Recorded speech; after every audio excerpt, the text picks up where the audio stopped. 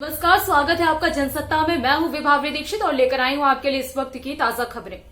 कुछ दिनों पहले तक योगी सरकार में मंत्री रहे और ओबीसी के कद्दावर नेता माने जाने वाले स्वामी प्रसाद मौर्य अब सपा के हो चुके हैं। पिछले चुनाव से पहले बसपा के साथ और मायावती के काफी करीबी माने जाते थे। अब मौर्य बीजेपी से होते हुए सपा में आ चुके हैं। शुक्रवार को जब वो अखिलेश यादव की मौजूदगी में सपा में शामिल हो रहे थे, तब उस दौरान उन्होंने बीजेपी को मंच से बड़ी चेतावनी दे डाली।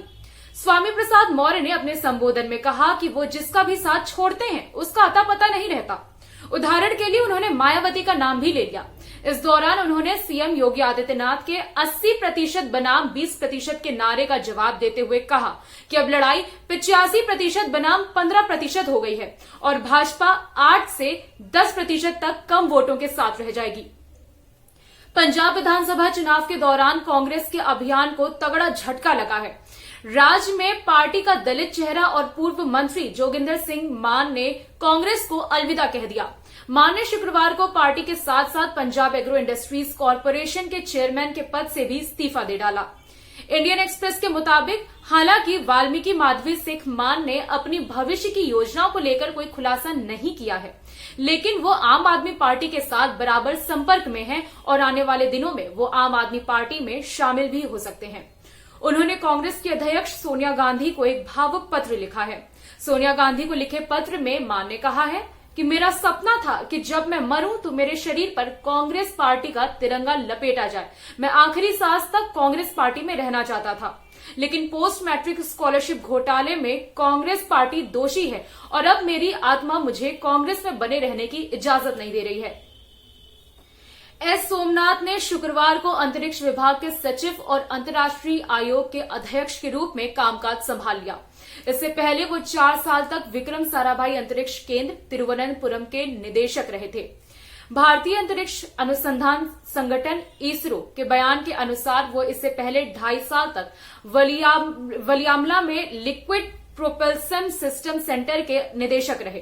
इसरो ने कहा कि सोमनाथ ने TKM college of engineering Kollam से मैकेनिकल इंजीनियरिंग में बीटेक की डिग्री प्राप्त की है और उन्होंने भारतीय विज्ञान संस्थान बेंगलुरु के एरोस्पेस इंजीनियरिंग में स्नातकोत्तर उपाधि हासिल की और स्वर्ण पदक के साथ स्ट्रक्चर्स, डायनामिक्स और कंट्रोल में विशेषज्ञता अर्जित की।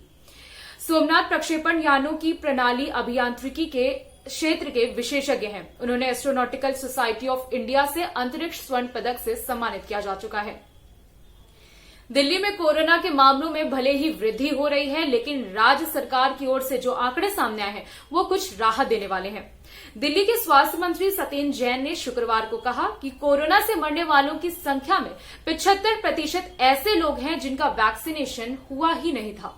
आधिकारिक आंकड़ों के अनुसार राष्ट्रीय राजधानी में 9 जनवरी से लेकर 12 जनवरी तक कोरोना से मरने वाले 97 लोगों में से 70 लोगों का टीकाकरण नहीं हुआ था, जबकि 19 ने पहला डोज ले रखा था और 8 लोग पूरी तरह से वैक्सीनेटेड थे। स्वास्थ्य मंत्री ने कहा कि कोरोना के कारण मरने वाले लगभग 75% लोगों ने टीके की एक भी खुराक नहीं ली थी। टीकाकरण करवाना बहुत जरूरी है। सत्येंद्र जैन ने आगे कहा कि दिल्ली में शुक्रवार को 25,000 से कम कोरोना के नए मामले दर्ज होने की उम्मीद है। भारत ने श्रीलंका को $90 करोड़ से ज्यादा का कर्ज देने की घोषणा की है। इससे देश को विदेशी मुद्रा भंडार बढ़ाने और खाद्य आयात में मदद मिलेगी।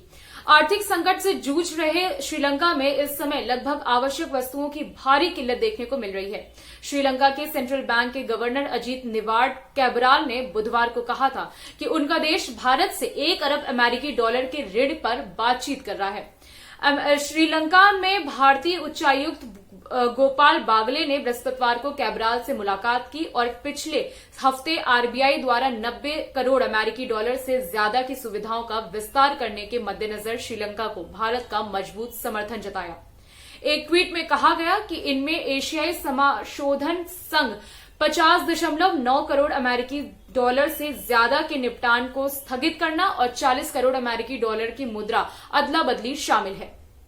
जाते जाते एक नजर खेल समाचार पर डालें तो भारत के पूर्व सलामी बल्लेबाज गौतम गंभीर का मानना है कि दक्षिण अफ्रीका के खिलाफ तीसरे टेस्ट के दौरान डीआरएस के फैसले के खिलाफ विराट कोहली की प्रतिक्रिया अपरिपक्व थी और इतनी अतिरंजित प्रतिक्रिया से भारतीय कप्तान कभी भी युवाओं के रोल मॉडल नहीं बन सकेंगे।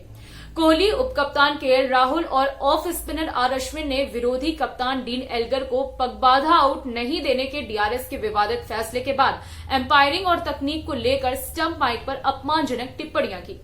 गंभीर ने स्टार स्पोर्ट्स से कहा कि ये बहुत ही बुरा था। स्टंप माइक के पास जाकर कोहली ने जिस तरह से प्रतिक्रिया दी वो अपरिपक्व था। एक अंतर्राष्ट्रीय कप्तान, एक भारतीय कप्तान से ऐसी उम्मीद बिल्कुल नहीं की जा सकती। ऑस्ट्रेलियाई दिग्गज शेन वार्न को लगता है कि गेंद स्टंप को लग रही थी। अभी के लिए बस इतना ही। बाकी देश दुनिया से जुड़ी खबरों के लिए बने रहिए जनसत्ता के साथ।